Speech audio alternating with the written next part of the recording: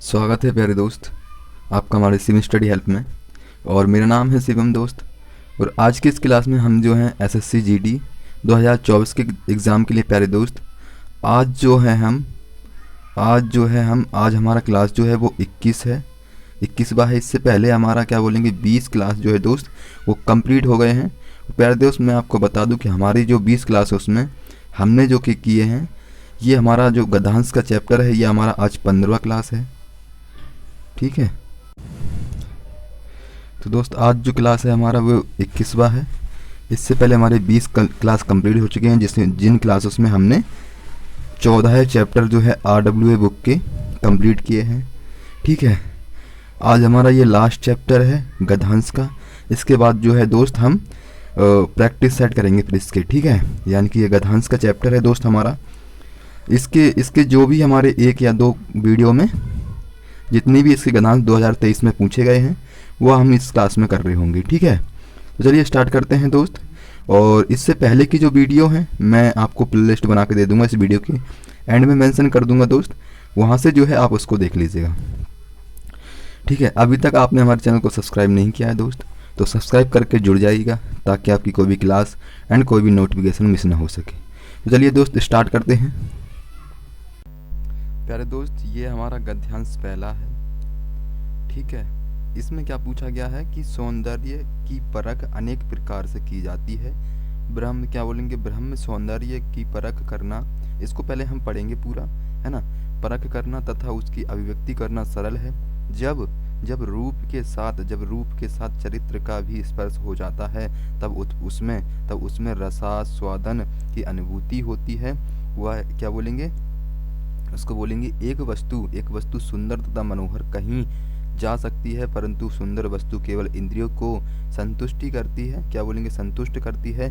जबकि मनोरम वस्तु चित्त को भी अभिनंदित करती है। इस दृष्टि से कवि जयदेव का वसंत चित्रण सुंदर है तथा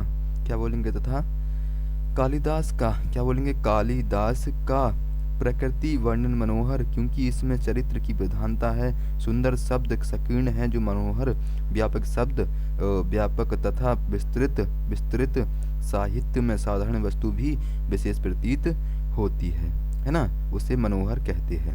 तो दोस्त अब जो हमने ये गद्यांश पढ़ा, इसके क्वेश्चंस क्या है, जैसे ये पूछा है कि कालिदास के प्रकृति वर्णन का आधार है। उम्मीद है दोस्त इन गद्यांश को पढ़कर आप 5 में से 5 क्वेश्चंस के आंसर जरूर दे पाओगे। ठीक है, क्योंकि ये ज़्यादा हार्ड नहीं पूछे गए हैं, फिर भी जो है ये जो है इसमें हमारे 2023 के ये पूछे गए हैं। अब इसमें क्या पूछा गया है कि कालिदास के प्रकृति वर्णन का आधार है, तो कौन सा है, उन्होंने क्या वक्त बोली है, क्या उन्होंने उसकी प्रकृति के बारे में बात की है, क्या उनकी मनोहरता या सौंदर्य या उपयुक्त। तो दोस्त यहाँ पर जो है क्या बोलेंगे, जो कालिदास हैं इन्होंने क्या कहा है कि कालिदास का प्रकृति वर्णन मनोहर है, क्या बोलेंगे, इन्होंने मनोहर की बात की है। तो हमारा यहाँ पर राइट ऑप्शन क्या होगा, वो हमारा मनोहर होगा, है ना। तो जो भी विकल्प होगा वो दोस्त बिल्कुल राइट विकल्प हो जाएगा, क्योंकि इन्होंने मनोहर की बात की है। ठीक है, और नेक्स्ट है सौंदर्य की परख की जाती है दोस्त, क्या बोलेंगे, सौंदर्य की क्या बोलेंगे परख की जाती है, तो किससे की जाती है, किसके आधार पर की जाती है। तो दोस्त क्या बोलेंगे, सौंदर्य की परख जो है दोस्त वो किसके आधार पर की जाती है, क्या एक मनोहर कहीं भी, क्या बोलेंगे, मनोहर कहीं भी विशेष साहित्य में साधारण वस्तु भी विशेष प्रतीत होती है, और मनोहर यहाँ पर हो जाएगा, और क्या बोलेंगे इंद्रिय, और ठीक है जयदेव हो गया। तो यहाँ पर जो आंसर होगा हमारा क्या बोलेंगे कि जो सौंदर्य की परख की जाती है दोस्त वो मनोहरता के आधार पर की जाती है, क्या बोलेंगे, सौंदर्य की वो परख होगी हमारी, वो होगी मनोहरता के आधार पर की जाती है। नेक्स्ट है उपयुक्त गद्यांश का शीर्षक क्या है, शीर्षक क्या होगा, जैसे कौन से ऑप्शन दे रखे हैं दोस्त, यहाँ पर साहित्य या सौंदर्य या अभिव्यक्ति की अनुरूपता, या फिर क्या बोलेंगे उसको क्या बोलेंगे सुंदरता या मनोहरता। तो दोस्त हमने पूरा पैराग्राफ पढ़ा था, वो जो गद्यांश है उसको हमने पढ़ के क्या लगा कि उसकी किसके बारे में बात की जा रही है। तो दोस्त उसमें बात जो की जा रही है वो सुंदरता एवं मनोहरता के बारे में बात की जा रही है। ठीक है, इस गद्यांश में सुंदरता एवं क्या बोलेंगे बनाम मनोहरता के बारे में बात की जा रही है। और चौथा क्वेश्चन क्या है दोस्त, हिंदी भाषा किस लिपि में लिखी जाती है? तो दोस्त किस किस लिपि में लिखी जाती है? तो किस लिपि में? वो देवनागरी में। हमेशा जो है हिंदी भाषा किस लिपि में जाती है? देवनागरी। तो पहले गद्यांश हमने किया दोस्त, इसमें से आपका कितना स्कोर रहा वो आप मुझे कमेंट बॉक्स में जरूर बताइएगा, ठीक है। अब जो है हमारा नेक्स्ट गद्यांश है, इससे पहले पढ़ेंगे हम पूरा, ठीक है। पहले पूरा पढ़ेंगे तो इसमें क्या बोला गया कि अपने प्रियजनों से रहित राज्य किस काम का है? प्यारी मनुष्य जाति का सुख ही जगत के मंगल का मूल साधन है। बिना उसके सुख के अन्य सारे उपाय निष्फल हैं। धन की पूजा ऐसे ईश्वर तेज बल और पराक्रम नहीं होते। प्राप्त होने का चैतन्य आत्मा की पूजा से ही ये पदार्थ प्राप्त होते हैं। चैतन्य पूजा से ही मनुष्य का कल्याण हो सकता है। समाज का पालन करने वाली दूध की धारा जब मनुष्य को प्रेममय हृदय, निष्कपट मन और मित्रतापूर्ण नेत्रों से निकल कर बहती है, जब वही जगत में सुख के खेतों को हरा भरा और प्रफुल्लित करती है दोस्त। तो वो क्या बोलेंगे हम, वो मतलब प्रफुल्लित करती है और वही उनमें फल भी लगाती है ना। तब इसका क्वेश्चन क्या बनेगा दोस्त हमारा, किससे रहित राज्य किसका काम का है?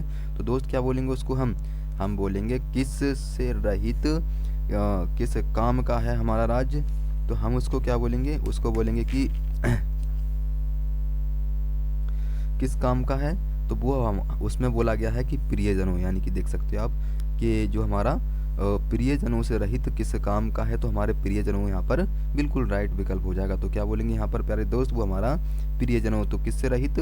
प्रियजनों से रहित किस काम का है राज्य है ना। नेक्स्ट है, जगत का अर्थ क्या होता है? भाई जगत का अर्थ क्या होता है? वो तो संसार ही होता है ना। तो भाई जगत, जैसे गांव में कहा जाता था कि तू पूरे जगत का स्वामी है ना। तो ये कहते हैं पूरे संसार का स्वामी है, ठीक है। जैसे हम कभी आरती करते हैं किसी भगवान की तो हम बोलते हैं ना कि तुम जगत के स्वामी हो, ऐसे बोला जाता है। तो दोस्त क्या बोलेंगे, वो संसार की बात की जाती है वहाँ पर, ठीक है।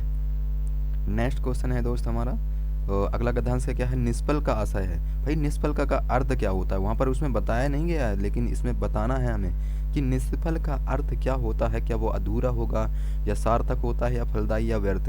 दोस्त निष्फल का अर्थ होता है कि कोई व्यक्ति जब सफल होने के लिए पूरा मन लगाकर या पूरी मेहनत के साथ जो है पूरा कार्य करता है, तो जब जो है वो निष्फल हो जाता है, यानी कि उसका कोई भी काम जो है वो व्यर्थ में जाता है, तो वो हमारा व्यर्थ होता है। यानी कि क्या बोलेंगे, निष्फल का अर्थ होता है व्यर्थ। किसी चीज़ को ऐसे ही काम करना, जैसे आप किसी चीज़ की अभी तैयारी कर रहे हैं दोस्त, क्या बोलेंगे, किसी चीज़ की तैयारी कर रहे हैं लेकिन आप जो है उसको मन लगाकर या किसी तरीके से आप उसमें छूट जाते हो, या कह सकते हैं कि आपका कोई भी सिलेबस है वो कंप्लीट नहीं हो पाता और एग्ज़ाम जो है आपके पास मतलब कि आपके एग्ज़ाम आ जाते हैं, तो दोस्त उसमें क्या बोलेगा, जो आपने मेहनत की वो आपने सिर्फ झूठी मेहनत की, ठीक है। ये जो है इसका क्या बोलेंगे, निष्फल, यानी कि व्यर्थ हो जाएगा, ठीक है।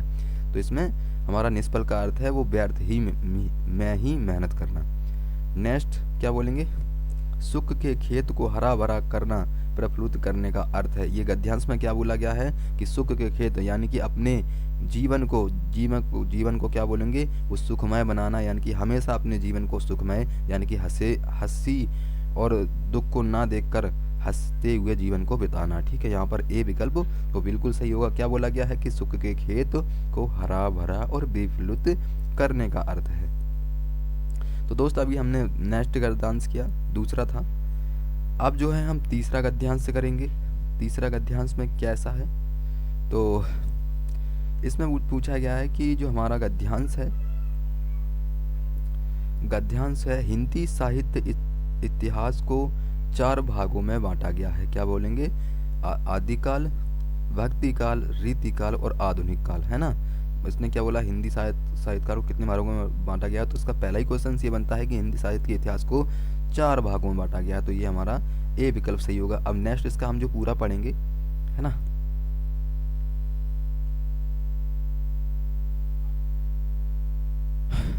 भक्ति काल में संत कवि सूरदास जी को नहीं जानता, है ना।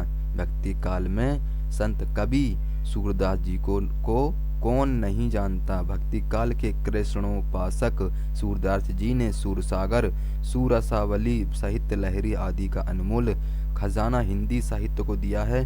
उनके पदों में वात्सल्य, श्रृंगार एवं शांत रस के भाव प्राप्त होते हैं। कैसे भाव प्राप्त होते हैं दोस्त?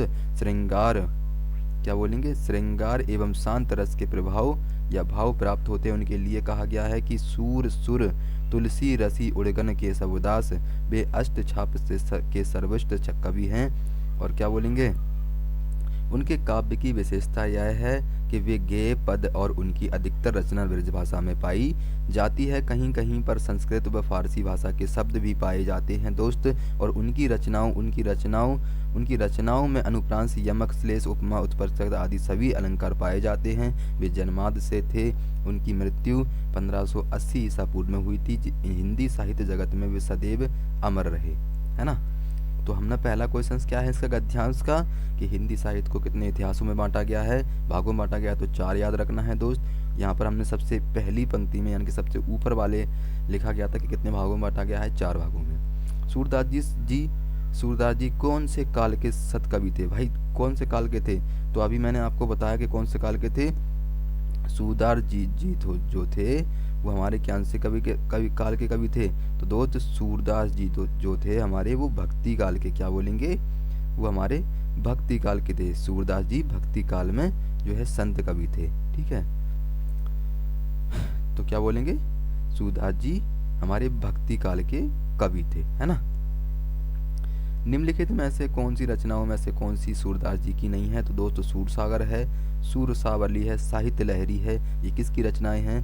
और दोस्त ये सूरदास जी की रचनाएं हैं। और रचनाएं के बारे में बात की जाए दोस्त, हमारी यूपी पुलिस की जो हिंदी है दोस्त, उसमें मैंने सारे जो पहला हमारा साहित्य परिचय हुआ है यानी कि हिंदी साहित्य हुआ है, उसमें मैंने सारे कवियों की बात की है कि कितना जो है किस व्यक्ति ने जो है उनको हिंदी को वगैरह में बांटा है, तो वो उसमें हमने बात की है, ठीक है। और रचनाएं कौन कौन सी हैं उनके बारे में भी मैंने बात की है। तो उससे भी जुड़ना मत भूलिएगा, ठीक है। निम्नलिखित रचनाओं में से कौन सी सूरदास की नहीं है? तो दोस्त वो होगी रमेनी, ये इनकी रचना नहीं है ना। नेक्स्ट प्रश्न है इनका कि प्रेम की, ये दूसरा होगा, लास्ट क्वेश्चन है इनका, सूरदास के पदों में कौन सा रस नहीं पाया जाता दोस्त? तो कौन सा रस नहीं पाया जाता? तो याद रखना है वो हमारा जो होगा रस नहीं पाया जाता वो होगा हमारा, क्या बोलेंगे? भयानक। इसमें तो उनकी बात ही नहीं की गई कि भयानक रस कौन सा होता है ना। श्रृंगार रस की बात की गई है, वात्सल्य और शांत रस की बात की गई है। तो यहाँ पर भयानक रस की कोई बात नहीं की गई है, तो हमारा राइट ऑप्शन जो होगा वो भयानक हो जाएगा, ठीक है प्यारे दोस्त। नेक्स्ट गद्यांश है और इसका आंसर जो है आपको कमेंट बॉक्स में बताना है कि क्या हो जाएगा। पहले हम गद्यांश को पढ़ेंगे दोस्त, क्या होगा इसका राइट ऑप्शन। तो प्रेम की भाषा, क्या बोलेंगे? प्रेम की भाषा शब्द रहित है, नेत्रों की, कपालों की, मस्तक की भाषा भी शब्द रहित है, जीवन का तत्व भी शब्द से परे है, और सच्चा आचरण प्रभावशील अचल स्थिति संयुक्त आचरण न तो साहित्य के लंबे व्याख्यानों से गढ़ा जा सकता है, या ना वेद की श्रुतियों के मीठे उपदेश से, ना ही अंजील से, ना कुरान से, ना धर्मचर्या से, और ना ही केवल सत्संग से। जीवन के अरण्य में घुसे हुए पुरुषों के हृदय पर प्रकृति और मनुष्य के जीवन के मौन व्याख्यानों के यत्न को से सुनार के छोटे हथौड़े की मंद मंद चोटों की तरह आचरण का रूप प्रत्यक्ष होता है दोस्त, है ना। रूप प्रत्यक्ष होता है। तो यहाँ पे प्रेम की भाषा क्या बोलेंगे? यहाँ पर प्रेम की भाषा जो है वो शब्द रहित की गई है दोस्त, क्या बोलेंगे? प्रेम की भाषा यहाँ पर शब्द रहित की गई है। और अरण्य क्या अर्थ बोलेंगे हम? अरण्य का क्या अर्थ बोला है यहाँ पर? जीवन तत्वों से मस्तक है, तो यहाँ पर जो है आचरण स्थितियाँ और व्याख्या से की, यानी कि अरण्य की क्या बात की गई है दोस्त? यहाँ पर जो है अरण्य की हमारी क्या बोलेंगे? तो अरण्य की जो बात की गई है वो की गई है हमारे यहाँ पर जंगलों की, ठीक है। अरण्य क्या है? हमारे जंगल हैं, है ना। तो अरण्य क्या है? ये भी हमारा जंगल ही है, ये भी आपको याद रखना है। ये गद्यांश है दोस्त, है ना। गद्यांश में ही आंसर छुपे होते हैं, आपको देखना होता है सिर्फ। अच्छी तरह से एक बार पढ़ लोगे तो आपके आंसर जो है वो 5 में से 5 आ जाएंगे। यत्न से आशय क्या है? भाई यत्न का मतलब क्या होता है दोस्त? यत्न से मैं आपको बता दूं कि उसका मतलब होता है प्रयास। यत्न किसका पर्यायवाची है दोस्त? ये है हमारे प्रयत्न का, है ना। प्रयत्न का पर्यायवाची क्या बोलेंगे दोस्त, वो हमारा यत्न हो जाएगा। यानी कि यत्न का मतलब होता है किसी चीज़ की प्रयास करना। जब कोई दोस्त अपनी प्रयास ही नहीं करेगा तो वो क्या ही सफल हो पाएगा, ठीक है। तो यहाँ पर प्रयास जो है यत्न का बिल्कुल राइट विकल्प हो जाएगा। नेक्स्ट है गद्यांश में किसकी महिमा का वर्णन है, तो दोस्त हमारे क्या बोलेंगे, उसमें जो है गद्यांश में जो है हमारी आचरण का जो है हमारा क्या बोलेंगे जो है वर्णन है ना। आचरण के बारे में बात की गई है पूरे गद्यांश में। और दोस्त यहाँ पर क्या होगा, गद्यांश का उपयुक्त शीर्षक क्या है, तो दोस्त वो हमारा मौन व्याख्यान होगा। यानी कि गद्यांश में वो भाई मौन के बिना किसी चीज़ का, बिना बोले किसी चीज़ का जो है व्याख्यान करना, किसी बात का। कोई आपसे कह दे कि भाई इसका कहीं, कोई व्यक्ति मान ले कि ये मौन व्यक्ति है, कोई व्यक्ति इससे पूछ ले कि मुझे वहाँ जाना है, तो ये अपनी मौन मतलब बिना बोले किसी चीज़ बात का व्याख्यान करना, यही हमारा मौन व्याख्यान कहलाता है। तो यहाँ पर डी विकल्प दोस्त बिल्कुल राइट हो जाएगा, है ना। दोस्त आज की क्लास में हमने जो है इसके चार व्याख्यान यानी कि 4 गद्यांश करे दोस्त। इसी तरह जो है हमारे इसके 17 से 18 गद्यांश हैं, वो भी हम कंप्लीट कर लेंगे, ठीक है। तो प्यारे दोस्त मैं आपको बता दूं कि ये आज हमारे 4 रहे गद्यांश। इसमें आपका स्कोर कितना रहा, कितने गद्यांश जो है आपके सही रहे और जो आपने पढ़ा वो क्या आपका सही रहा, तो जो है आपको कमेंट बॉक्स में ज़रूर बताना है दोस्त, है ना। तो दोस्त मिलते हैं कल की क्लास में, तब तक के लिए जय हिंद, जय भारत, धन्यवाद।